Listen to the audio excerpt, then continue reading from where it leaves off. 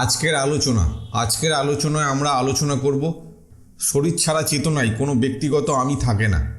শরীর যখন চেতনাকে ক্যাচ করে তখনই শরীরের মধ্যে ব্যক্তিগত আমি তৈরি হয়। আমি কিভাবে তৈরি হয়? আমি তখনই অনুভূত হয় যখন চেতনা শরীরের সঙ্গে সংযুক্ত হয়।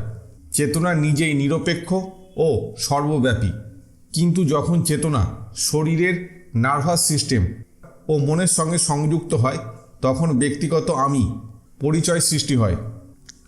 ঠিক যেমন একটি আয়নার মধ্যে সূর্যের আলো প্রতিফলিত হলে আলো আয়নার মতো মনে হয়, কিন্তু সূর্যের আলোর আসল উৎস আয়নার মধ্যে নয়।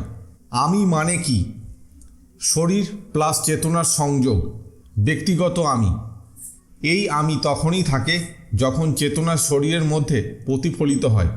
তখন শরীর চেতনাকে ক্যাচ করতে পারে না। মৃত্যুর পরে তখন ব্যক্তিগত আমি এর ধারণা আর থাকে না। শরীর ছাড়া আমি থাকে না কেন?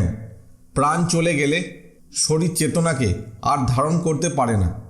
যেমন একটি লাইট বাল্ব বিদ্যুৎ প্রবাহ ছাড়া আলো দিতে পারে না, তেমনি নার্ভাস সিস্টেম ও মস্তিষ্ক সক্রিয় না থাকলে ব্যক্তিগত আমি আর প্রকাশ পায় না। তাই মৃত্যু হলে চেতনা তো থেকেই যায়, কিন্তু ব্যক্তিগত আমি বা আত্মপরিচয়ের অনুভূতি থাকে না। চেতনাই মূল, আমি তার ছায়া মাত্র। চেতনা হলো সমুদ্র আর ব্যক্তিগত আমি হলো ছোট ছোট ঢেউ। যখন শরীর থাকে তখন এই ঢেউ সৃষ্টি হয়, কিন্তু চেতনার মহাসাগর তো সর্বদাই থাকে।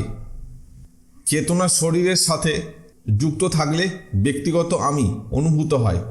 শরীর যখন চেতনাকে ক্যাচ করতে পারে না মৃত্যুর পর, তখন ব্যক্তিগত আমি আর থাকে না।